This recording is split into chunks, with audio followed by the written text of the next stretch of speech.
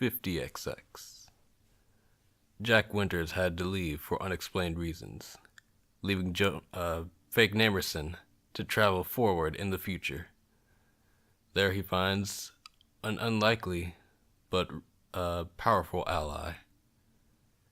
With you today on this journey is, of course, your audio engineer, Man Manson, the fakest of Namersons. And joining me today, highly requested by popular demand, ladies and gentlemen, introducing... I'm just impressed with the intro. Alright, the amazing Alec. Alright. You're really hamming it up. I'm like, huh. Yeah. He's still going. Impressive. Yeah, we have like a GoofTube canon somewhat. Here was the year 30XX from the year 40XX. But this time I'm traveling forward in the future to 50XX. Because, yeah, well, behind the scenes, Jared has kicked off the podcast. But, that's in the podcast. This is a mess.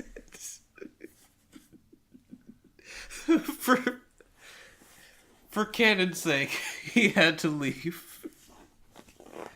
Alright, This is just an entire mess already. It's great. Yeah, I know. Well, this is a stream of consciousness. It's whatever comes to our minds. That being said, there was something I was about to say. Oh.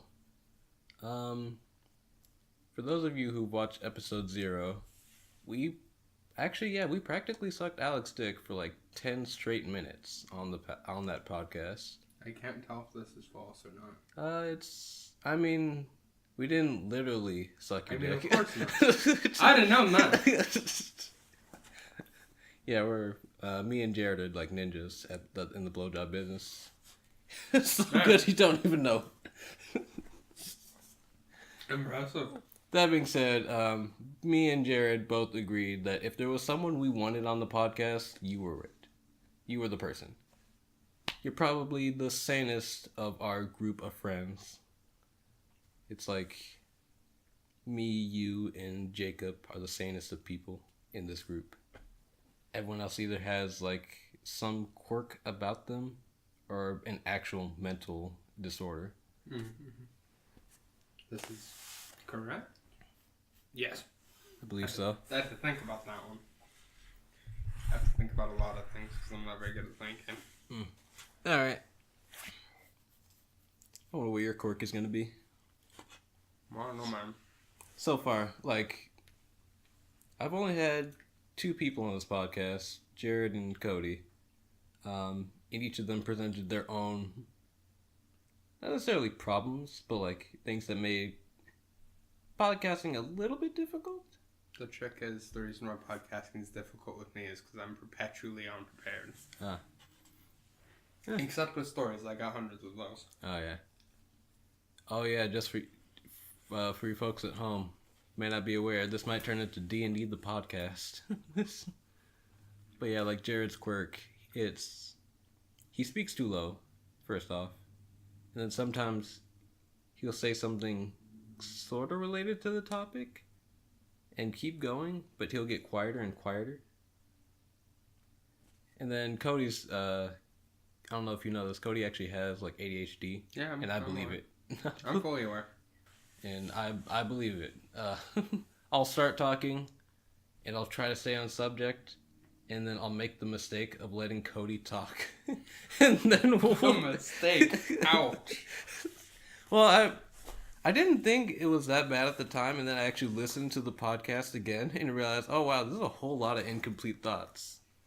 Or, like, they wouldn't come off as incomplete because of the way I said them, but there was more I had to add to it, and then I let Cody talk, and he took it over, and out the park, and up the road, and down the street. He took it everywhere. Yeah. Both of us play D&D. I don't know if you do currently. I do. I do a lot. I had my last session like 2 days ago. Oh, alright. I think I had mine like a week or so ago. I want my next session to happen again with that group because the anime hasn't concluded, darn it. Oh, shoot. We literally have an artist in the group who's drawing ship images. Oh, yeah. Because our group required face claims, so that's, it's gonna be interesting. It's gonna go terribly. Their ship's gonna get ruined very swiftly. Another thing I should probably explain for you and the audience. Everyone in the group has either like an interest or does play D&D. So like me and Alec play D&D currently. Jacob and Jared played D&D in high school. Cody's new. He learned to play D&D. That went kind of badly. I'm sure you're aware, Alec, but I've heard tales. all right. I don't know if Colin's interested actually. Apparently, according to Jared, he is, but everyone has like an inclination of at least playing D&D. The trick is to have played it all the way through high school. So, another thing is, I specifically have another group of friends that I don't normally talk about with you guys. That is my D&D group. Well, technically 2 groups of friends, because that group of friends split. But, D&D group. Actually, I'm probably going to talk a little bit about them later on. But usually when I'm referring to my group of friends, I'm talking about like you guys, like Alec, Cody, Jacob, stuff, because I don't usually normally talk about them. I don't think you guys have met them actually. Probably not. Nah. I mean, they're also, except for like one person, they're all older than me, so. See, then I can guarantee I haven't met them. That have required going outside the house, and that's just not something I do. No one goes outside the house anymore. It's dangerous out there. It's pollution. Look, man. Politics. Got murderers and hobos. The trick is... And murder hobos. You want to know the trick to have a political-free D&D group? Have your GM be an angry Scottish environmental science major, and it works charms. Oh, you know from experience. Yes, because my current group has Richard. He's from Scotland. He does a bunch of funny voices because he uses a Scottish accent perfectly. You don't hear a Scottish accent until he really puts it on, and then it gets a little rough, gets a little oofed up. All right. Gets wild, man. I guess we're done with like some D&D topics. Something I heard you briefly mention earlier. You said armor class is broken? Oh, absolutely. How so?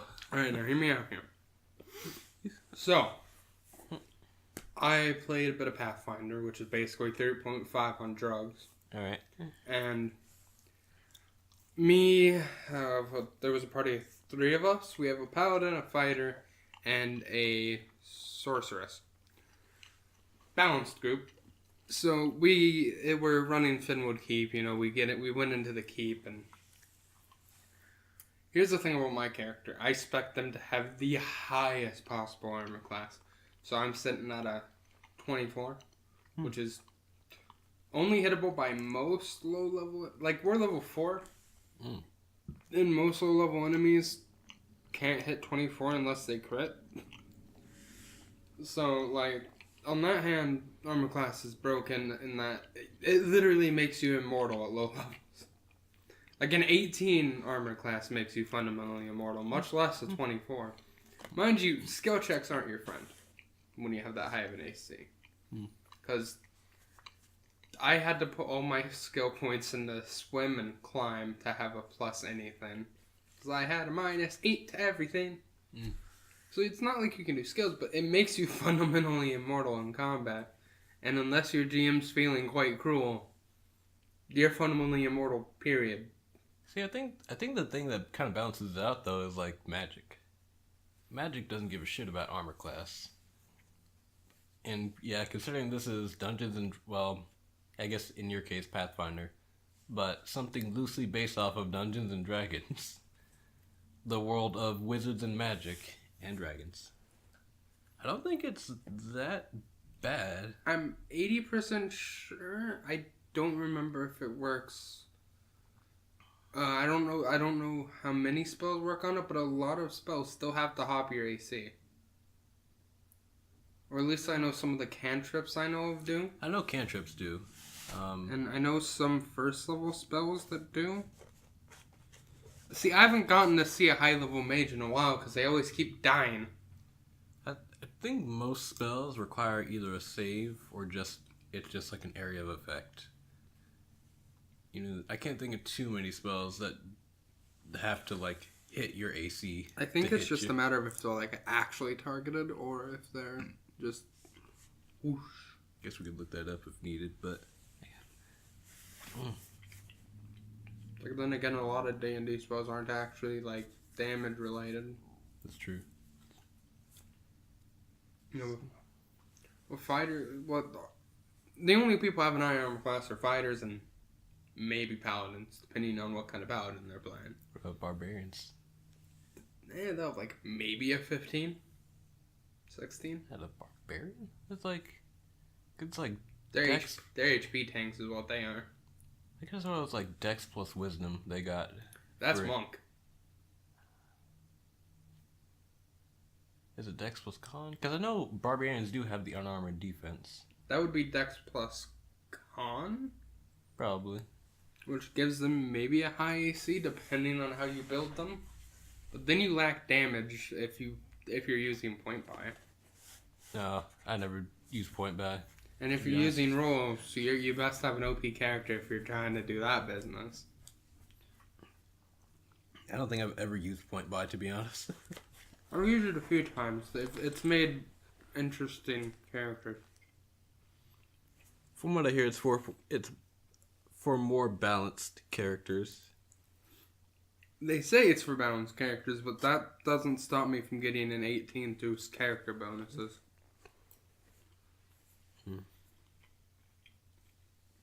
Speaking of, I think that's a great segue into how do you create characters? See, you're not gonna like this answer because it's super simple, but Oh boy. effectively, I sit in front of a list of classes, and I go, which one of these is interesting to me right now? And then, like with my wizard, I go, you know what? I haven't played a magic caster in like forever. That wasn't a bard, but I don't play bard as magic casters. I play bards as people who talk people's faces off. Because they have the most skill points, no matter what, except for rogues. But we don't talk about rogues. So, I figure out what class, and then I'm that asshole in the group who min-maxes. Oh. I've had to do it for other campaigns, because otherwise I'd have not been strong enough. Like, I know a lot of the DMs I had early in my career made things really difficult, so I learned to min-max really quickly. Alright. I.e. D&D 5e, maximum of 20 intelligence. I immediately hit that maximum 20 intelligence. I also have some decent stats everywhere else, i.e. no negative modifiers. Which I treat as though they are the devil, but they really aren't. Any balanced character will have at least one negative. But I never play balanced characters. No balanced. Only dumb, overpowered characters because I know how to min-max. So, like, I'm not gonna lie, I've definitely done that where I just think of, like, oh, I've never played this before. I think that's how... Yeah, I'm pretty sure that's how my cleric character came to be. Yeah, just for whatever reason, I never played a cleric. So I decided, I'm gonna play a turtle cleric. Turtles are cool. It was pretty cool, for the cleric idea at least. Usually, I think of a concept, it's usually related, I'm not gonna lie, usually related to a Yu-Gi-Oh card. I play Yu-Gi-Oh. No shame in that. And try to find however best to make it with moderate success. It's not... It usually never ends up what I wanted it to be originally. But I think I do pretty well with it. I think my biggest problem is I create a lot of good evil characters. And then we don't play evil campaigns. Ooh. Yeah. We played one evil campaign, but that stopped short. I guess there was a few people in the group that didn't like it. It seemed like everyone was having a good time, but whatever. Guilty conscience, perhaps. I've had to scrap a lot of characters because I realized, oh, this is not a good character. Well, not in the sense that it's a bad character, but an evil character. Usually like neutral evil. In fact, actually, in the campaign I'm playing now, I'm struggling because it was originally designed to be a neutral evil character, and then I realized I can't do that in a good campaign, can I? No. Is burning people evil?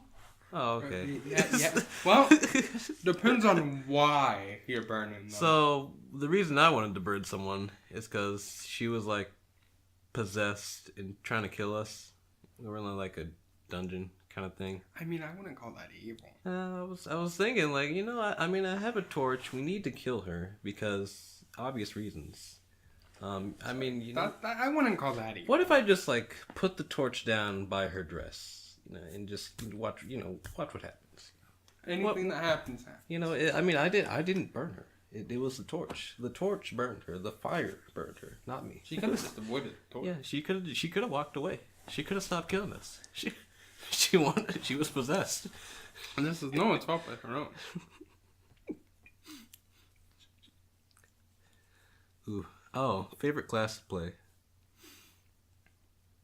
Okay, we're gonna have to get more specific. What edition are we talking? Because I have different classes for different editions. I guess like from 3.5 on, I can give you certifiable true. answers. So actually, I've never actually played 3.5. Oh, it got wild. Well, I guess I'd be interested to hear your favorite class for 3.5. So 3.5 was the land of skill checks. Every class had a bunch of skills. And, like, here's the thing. When I said Pathfinder was 3.5 on drugs, I meant it. Because Pathfinder takes what 3.5 was, which was really, if you had a bunch of skills, you were going to be like a god amongst men. Because 3.5's combat wasn't as great. Like, it was really easy to make a really broken 3.5 combat character using just, like, the Dragonborn race alone. But, see, I played a Bard, which, again, gives me a bunch of skill checks. Skills. Skill points, I think they still use at that point. It's been like half year to a year since I've used it. And, we get all that. And we also get Bardic Knowledge. And depending on GM Finesse, there was another Bard thing where you could be treated well wherever you went because, you played there or whatever. So I'd always have Bardic Knowledge and I'd always have high Intelligence to get more skills. And then I'd have high Charisma, which basically ends up netting me the ability to talk everyone's ear off without any hassle. I never played that for, like, the heavy combat characters, because, heavy combat characters in 3.5 were not my style. So I assume Bard is your favorite for 3.5? Absolutely. Have you played 4th edition? Yes. Many times. Did you like it? I've noticed a lot of people don't like it. I mean, 4th is kind of the best of both worlds if you're talking between 3.5 and 5. It started to tone things down, but it gave you a lot of content. Oh, yeah. 3.5, Land of Homebrew, because there honestly wasn't much base content. However, 4 had a lot of base content and had, just a decent balance of skills. Oh, yeah. However, it also did the at-will thing, if I remember right. What is that? Hold on, I need to double check that 40 was the at-will thing. Alright. Because if I'm wrong, I'm dumb, so... 4... We're all a little bit dumb inside. Yeah, there was the at-wills and stuff. What does that do? So at wills were effectively your cantrips. Then there was, I had it open, thought I could remember it. There was at wills, which was your cantrips. Encounter attacks, which was every battle. And then dailies, which were way stronger, but you could only use them once a day. Aye. And you got so many of these each level, which is arguably better than having just a bunch of random spells. Alright. Now, I personally only played like rogues in 4E. A lot of the campaigns I joined called for them. So I guess rogue would be my favorite because it's the only one I've played in 4E. Right. I'm not the biggest fan of 4E personally. Alright. A lot of people aren't actually. I never played it. But... I mean, I could see why. It's a little bit rougher on the edges. How about 5? So 5 I always have mixed feelings about, but currently I like Warlock the most. Although Warlocks tend to somewhat fall off depending on how you play them. Like as stated before the podcast, I have my character who's multi-class to level 2 because that's how the cool kids do it. Warlocks tend to just... There's a reason their stereotype is Eldritch blasting everything. Because that's the most effective way to kill things. You swiftly get a strong Eldritch blast that does like 4d10 fatigues. You buff your Eldritch blast to the point where it's basically a 5th level spell. You can shoot it 3 times, 4d10 each time. It gets to be ridiculous, but that's all Warlocks do in combat. Because a lot of Warlock spells otherwise are either HP increasers or just general utility. But they're the best in my book because it's just a bunch of individuals who clearly don't have a high enough wisdom to realize signing a pact with an Eldritch Being is a good idea. I mean, it's a bad idea. I didn't catch that either. Either way. It's both, technically. But is it a bad idea? Yes. You're literally selling your soul to Satan. It doesn't have to be Satan. It could be that Feywild person. I forgot. Actually, there's a lot of them. It's still basically Satan. Let's be honest. Any of the old big great old ones here, they're gonna be mean, evil, and just using you for your power. Wait. Yeah? No, technically. Technically, you're using them for your power, but they're using you as a body on the field. Yeah. It's equal trade, except you're the one being put in all the danger. Yeah. It's weird. I guess I'll move on to mine. I'm gonna make a lot of people upset. Quite upset. I am a fan of Unearthed Arcana. I love the Mystic. Absolutely love the Mystic. Everything about it. Psionics. The implications of how you got them. The mechanics of the class. Yeah, the abilities too. A lot of people hate it, but I love it. I think the biggest problem is the Mystic is only fun if you're the one playing it. Like, I've noticed as a DM, most people do not like that class at all. It's banned. In fact, I'm surprised it hasn't been banned in my circle, considering how many times I've played it. If it ain't banned yet, it won't be banned anymore. I know for a fact my D&D friends hate my Mystic. Not because I'm like broken or anything, but because I'm a Mystic. They don't like the Mystic. That is literally classist. Yeah, it is. So, we played, because of a lot of things that happen in the group, we've had to like start and stop a lot. I'll probably get more into that later. But I decided since we're doing that, I'm gonna try and like show everybody each of the different orders of Mystic. Tell you like, hey, you know, I mean, I know this probably won't change your opinion, but they're not that broken, you know. That you could be a perfectly normal Mystic. At the moment, I think the only one I have yet to touch is the Nomad, Order of the Nomad. I think that'd actually be a lot of fun, now that I think about it. I'm currently playing a Soul Knife, which is actually arguably one of the worst off, because you don't get the extra disciplines that the other ones do. Nothing I do is like inherently broken, but I know sooner or later I'm gonna get. Actually, no, I already have gotten complaints about my character because I start with studded leather, and no other class does that. It's like if you're complaining about base armor class, trust me, it's.